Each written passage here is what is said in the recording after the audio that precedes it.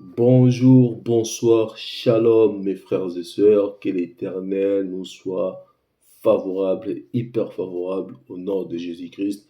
Merci infiniment de cette grâce d'être encore ici ensemble pour pouvoir partager son amour, sa parole. Que le nom de notre Seigneur Jésus-Christ soit loué. Bien-aimés dans le Seigneur, la Bible nous appelle à faire des bonnes actions. Faites-les car nous sommes appelés pour faire des bonnes œuvres. Faites-le au nom de Jésus-Christ.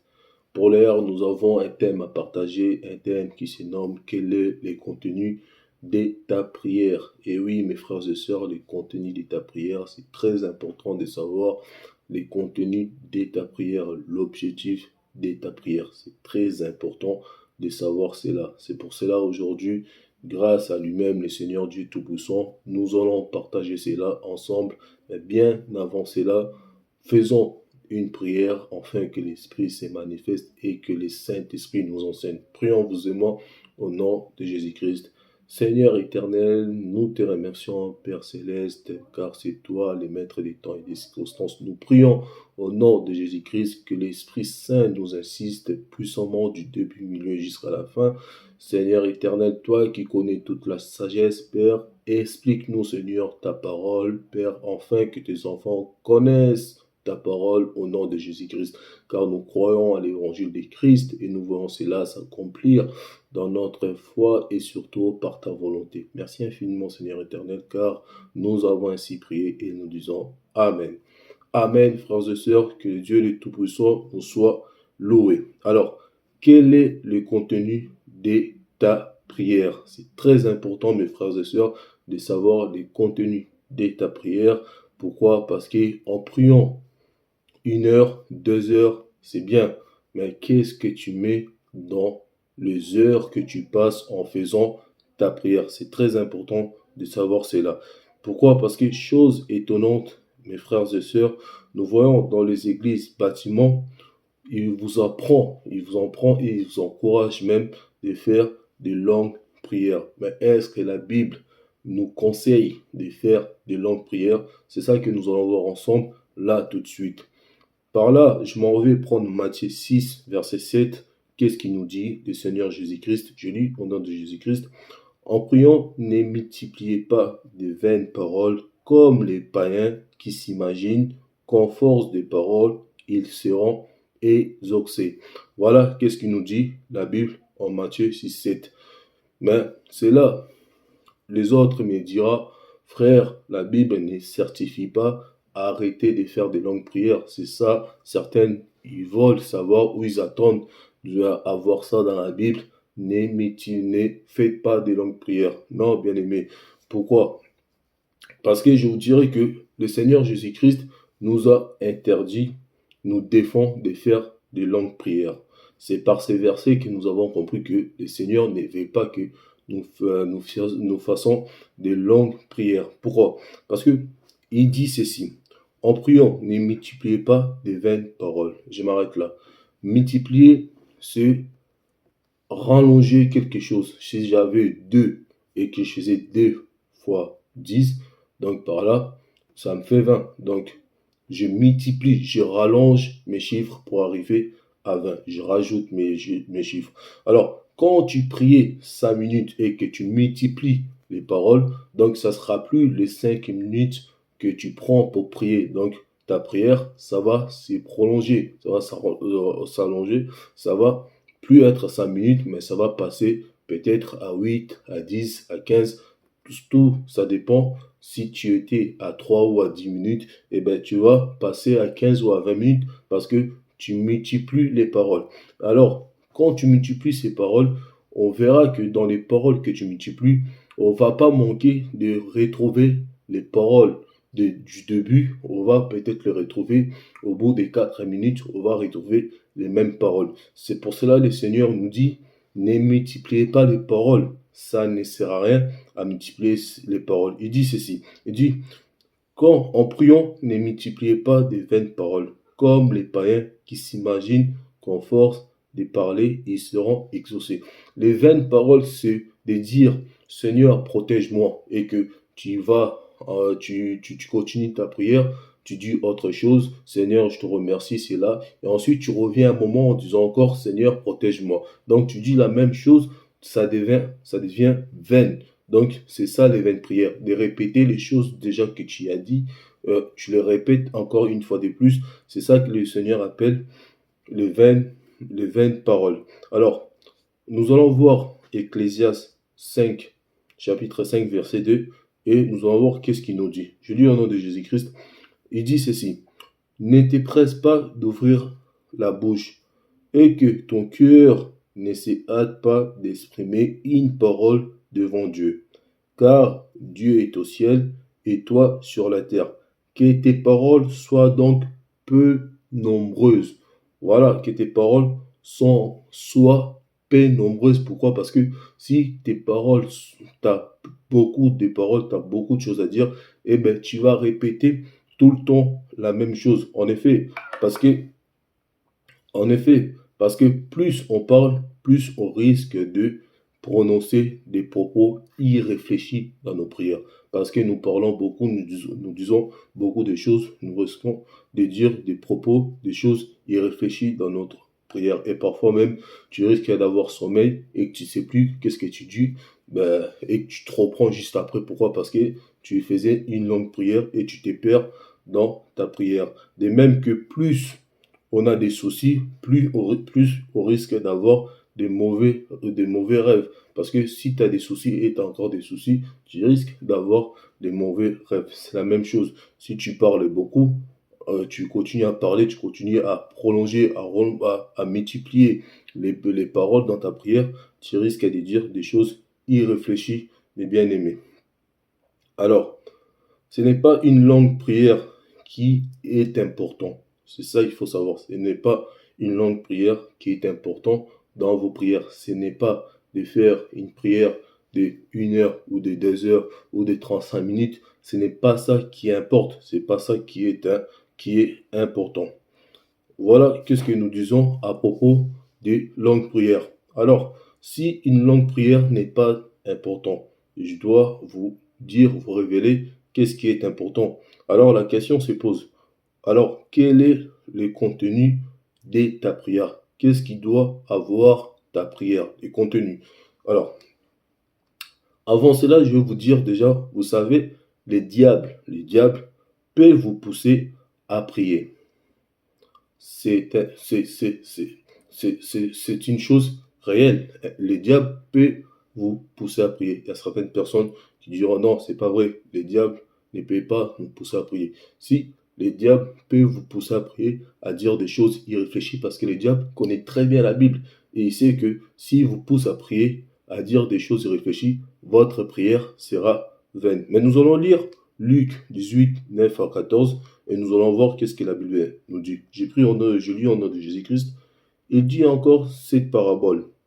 En vue de certaines personnes, se persuada qu'ils étaient justes et ne faisant aucun cas des autres. 2 hommes montèrent au temple pour prier. L'un était pharisien et l'autre publicain. Les pharisiens, debout, priant ainsi en lui-même. Ô Dieu, je te rends grâce de ce que je ne suis pas comme le reste des hommes qui sont ravisseurs, injustes, adultères, ou même comme ces publicains. 12. Je jeûne 2 fois la semaine, je donne la dîme de tous mes revenus. Les publicains, se tenant à distance, n'osent même pas lever les yeux au ciel, mais ils se frappaient la poitrine en disant: ô Dieu, sois apaisé envers moi, qui suis un pécheur. Un pécheur. Je vous l'ai dit, ça c'est Christ qui parle, je vous l'ai dit, celui-ci descendu dans sa maison justifié plutôt que l'autre, car quiconque s'élèvera sera abaissé, et celui qui s'abaissera sera élevé. Pourquoi je vous ai dit tout à l'heure que les diables peuvent vous pousser à prier? Effectivement, c'est vrai. Parce que quand nous regardons Luc 18, 9, 14, nous voyons que les pharisiens, tout ce qu'ils disaient dans sa prière, c'est vrai.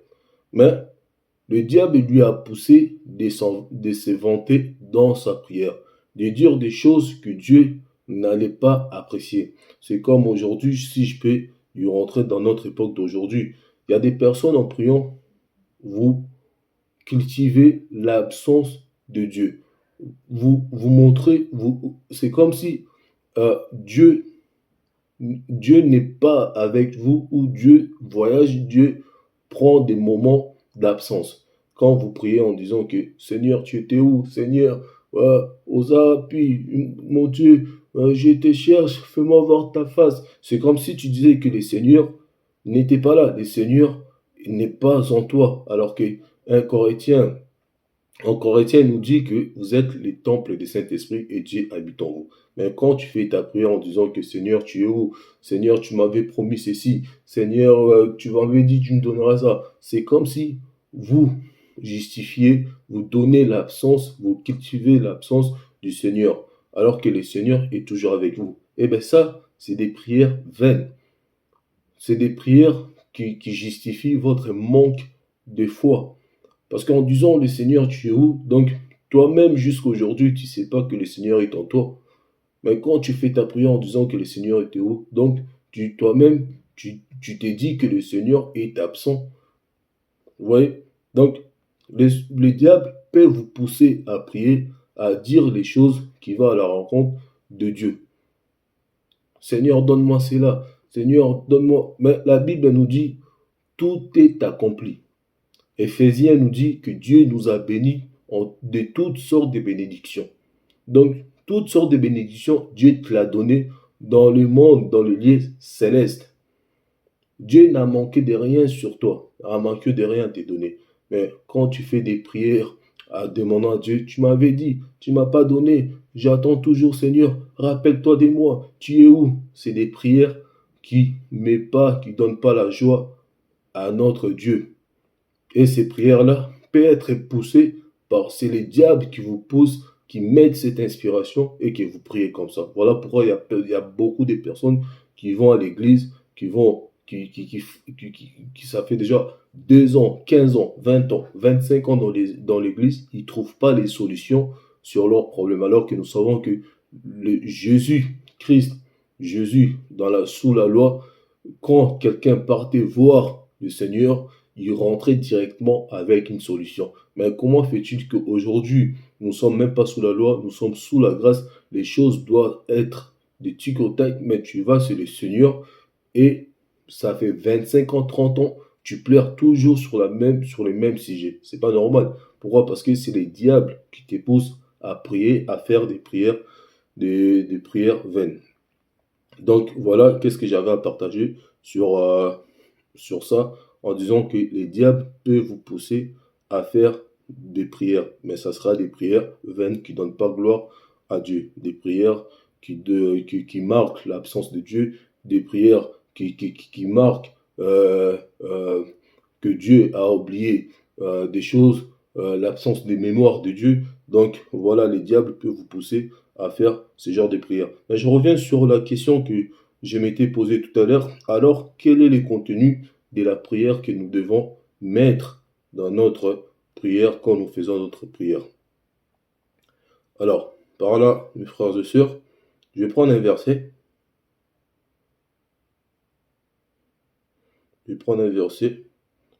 Mais Jésus, il va nous révéler cela dans Jean 11, 39, plus ou moins 40 à 42. Vous connaissez l'histoire, c'est l'histoire de Lazare. Lazare qui est mort. Ça fait, c'est là, 4 jours. Il commence déjà à sentir. Et qu'on fait appel à Jésus. Jésus va venir. Marthe va lui dire, va lui donner, va lui expliquer un peu, va lui détailler la situation, comment ça se passe. Et Jésus va prendre les choses en main.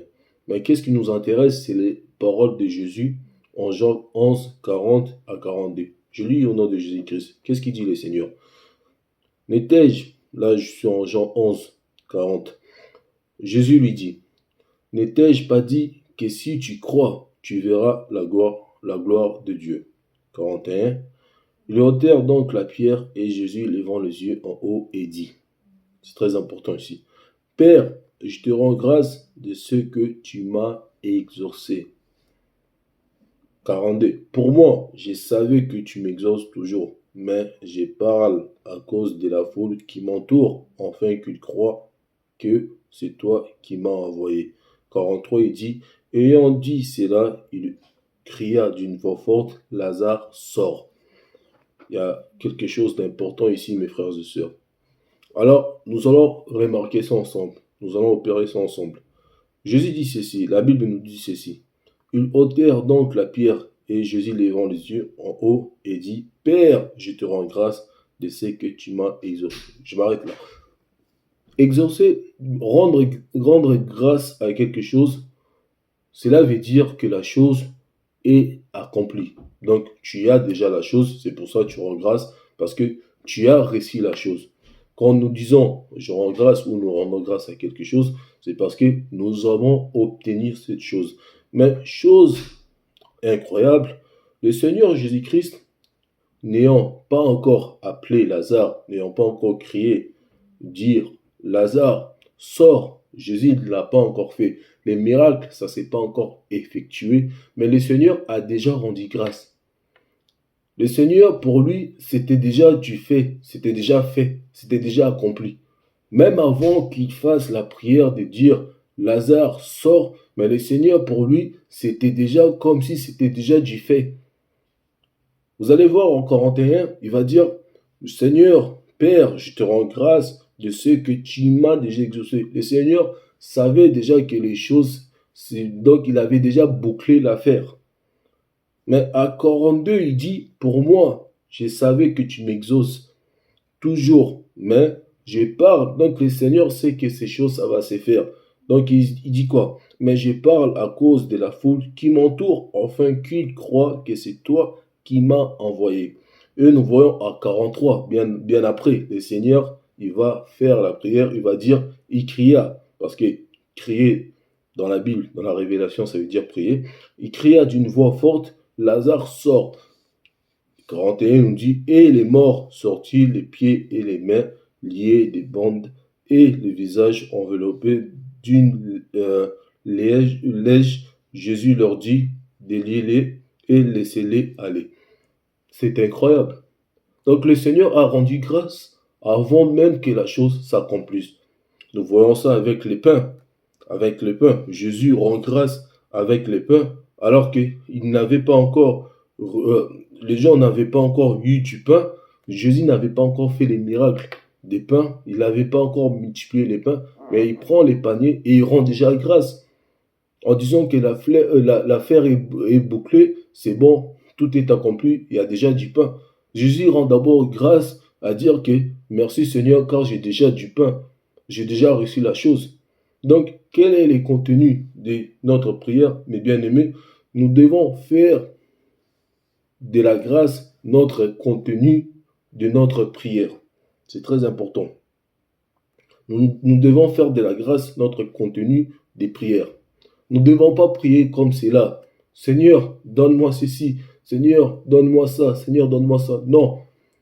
En fait, en priant, en disant Seigneur, donne-moi cela, en fait, tu pries en demandant, en disant Seigneur, tu ne me l'as pas encore donné, donc je te prie pour que tu me donnes cela.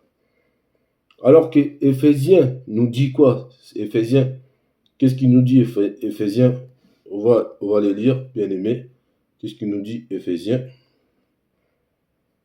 On va le lire ensemble. Alors,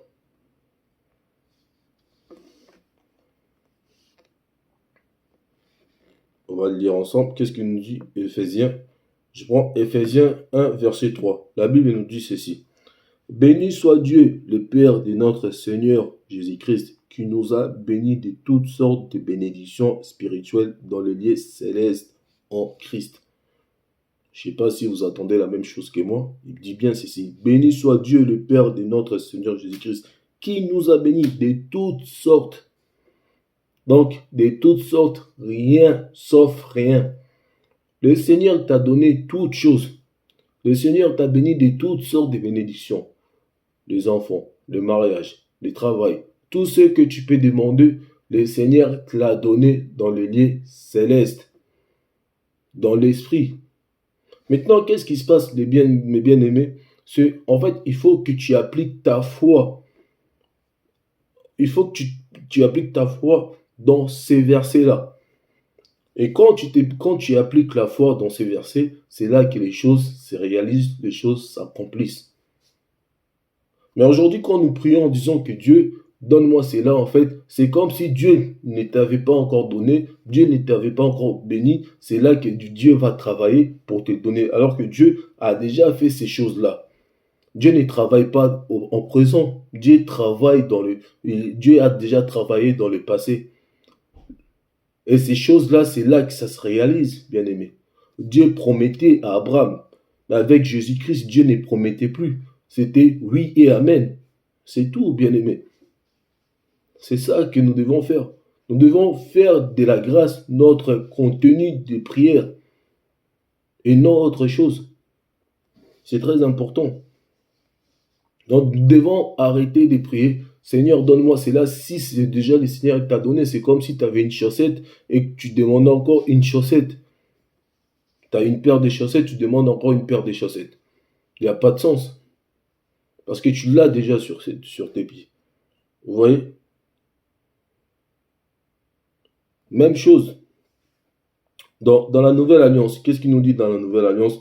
2 Corinthiens 2, verset 14. On va prendre un exemple. Je lis au nom de Jésus-Christ. 2 Corinthiens 2, verset 14. Alors, dit ceci. Grâce soit rendue à Dieu, qui nous a fait toujours triompher en Christ et qui répand par nous en tout lieu l'odeur de sa connaissance, bien-aimé. Même les apôtres, même les disciples de Jésus ont fait de la grâce leur contenu des prières. C'est ça qui est important. Nous devons faire de la grâce notre contenu des prières. Et pas tourner tout autour des démons, bien-aimé. Parce que toi, ta prière à toi, c'est toujours je chasse les démons. Ta prière à toi tourne toujours tout autour des démons. Excusez-moi. Tu connais tous les noms des démons. Tu connais les démons des célibats. Car aujourd'hui, les témoignages que les faux hommes de Dieu qui donnent là, ils vous donnent les noms des démons des célibats, les noms des démons d'attaque, les noms des démons de la finance, les démons de... Donc, ils vous donnent ces noms-là, ils vous font connaître les choses qui ne vous servent à rien. Qu'est-ce que vous devez connaître? C'est pas ces démons, c'est pas les noms des démons, je sais pas. Qu'est-ce que vous devez connaître? C'est Dieu, Jésus, la parole, le Christ ressuscité. Fin. Vous n'avez pas besoin de tout ça. Dieu s'en occupe de ça. C'est pas à vous de vous en occuper. C'est comme qu'ils ont l'habitude de dire avant de chercher un esprit, il faut connaître l'esprit. Non, tu n'as pas besoin de connaître l'esprit. Qu'est-ce que tu as à foutre de savoir c'est quoi cet esprit? C'est les démons qui connaissent. C'est les démons Les démons, eux, ils connaissent, ils savent qui tu es. Mais toi, tu n'as pas besoin de savoir qui ils sont. Jésus est venu au monde. Les mages connaissaient que quelqu'un était venu. La lumière, l'étoile était venue. Que les maîtres, les rois des rois étaient arrivés. C'est comme ça. Tous les enfants de Dieu, les démons savent, connaissent tous les enfants de Dieu sans exception. Mais toi, un enfant de Dieu, tu n'as pas besoin de connaître ces démons. Pourquoi faire? Dieu ne les demande pas. Et la Bible ne les demande pas non plus. Ce que Dieu te demande, c'est d'avoir confiance en lui, de faire de ta prière, de faire de ta vie le contenu de la grâce. C'est ça que le Seigneur te demande. Alors, faites de l'action de grâce votre vie de prière sans cesse. Sans cesse, tous les jours, faites-le votre contenu de prière. Je vais prendre un dernier verset, bien aimé. Après, on va s'arrêter. Je prends le dernier verset, bien aimé. Qu'est-ce qu'il nous dit la Bible? Alors, Jésus, 1 Thessaloniciens, chapitre 5, verset 17. Qu'est-ce qu'il nous dit? Priez sans cesse. Donc, il nous demande de prier sans cesse. de prier à chaque fois. Mais c'est quoi cette prière sans cesse? C'est ça. Rendez grâce à toutes choses, car c'est à votre égard la volonté de Dieu en Jésus-Christ. Donc, la prière des sans cesse, c'est de faire de la grâce le contenu de ta prière de tous les jours. De croire que tu as déjà la chose, de remercier Dieu, de rendre grâce, même si tu n'as pas la chose, rends grâce car la chose va se matérialiser. C'est ça le plus important, mes soeurs, mes frères et sœurs.